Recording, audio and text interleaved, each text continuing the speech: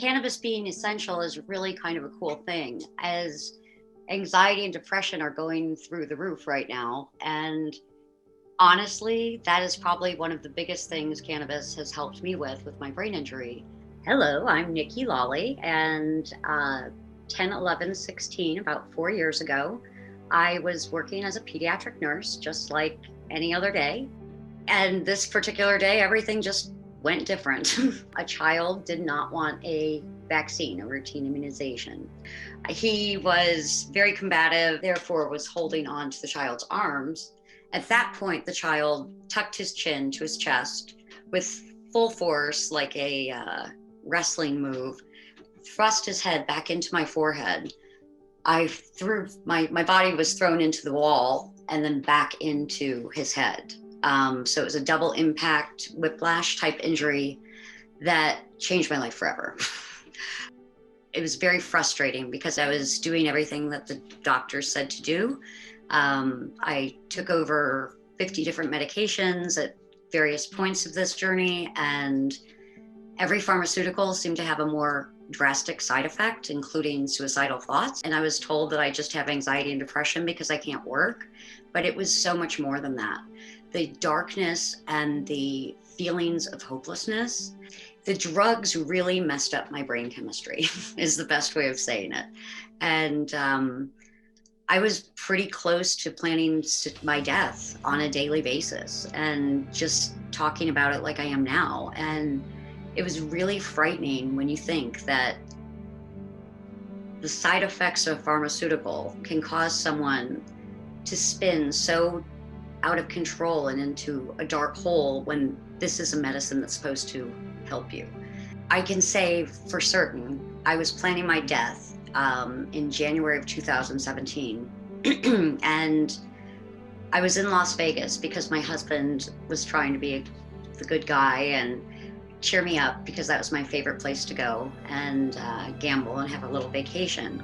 We got to the hotel. We were facing the strip. It was only like 7 or 8 stories up. I remember my husband left because I was so miserable. And he just said, I got to go for a walk. I mean, you won't leave this room. Are we just going to stay here? And I mean, it was a very tumultuous time for him as well. He came back, and while I was out on the balcony planning my death, I literally saw a billboard cruising by that said, get your Nevada medical card here today. And I'm like, huh? And then it came back again. And I'm sharing this because the universe played an insane, crazy role in how I discovered this plant. That day, I found hope. I went from being in a place of absolute blackness to going back out, getting my medical cannabis card, going to a dispensary, feeling overwhelmed as all get out. I mean, just leaving the house, you guys, at this point was a really, really big deal.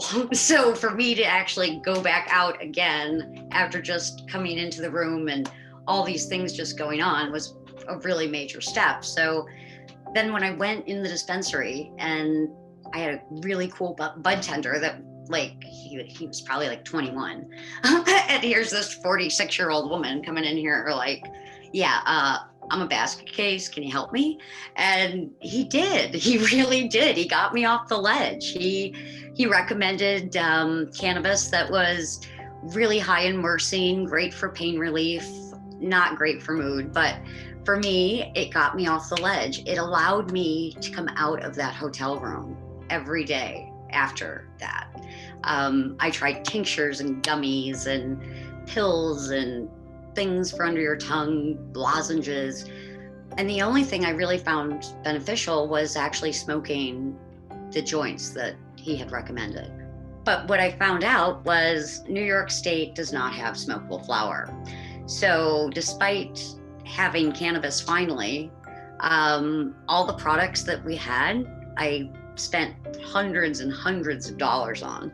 And I can honestly look you in the face and say not one of them helped, because there's a maximum cap on the THC percentage.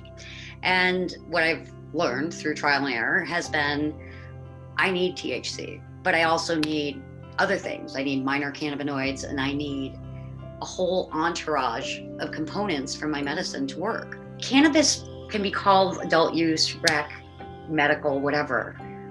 But like wine, if you've had a stressful day at work, why not be allowed to unwind with a joint? Why should you have to be forced into the wine focus instead of having whole plant offered to you?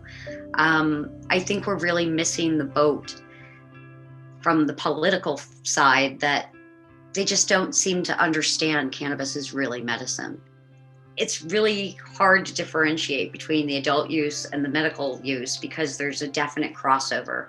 People that buy in the rec store ultimately are still medical patients. They're probably taking it for stress, for anxiety, for depression, but they're labeled adult use because they're going into the dispensary. They finally have access to something that they don't have to be ashamed of.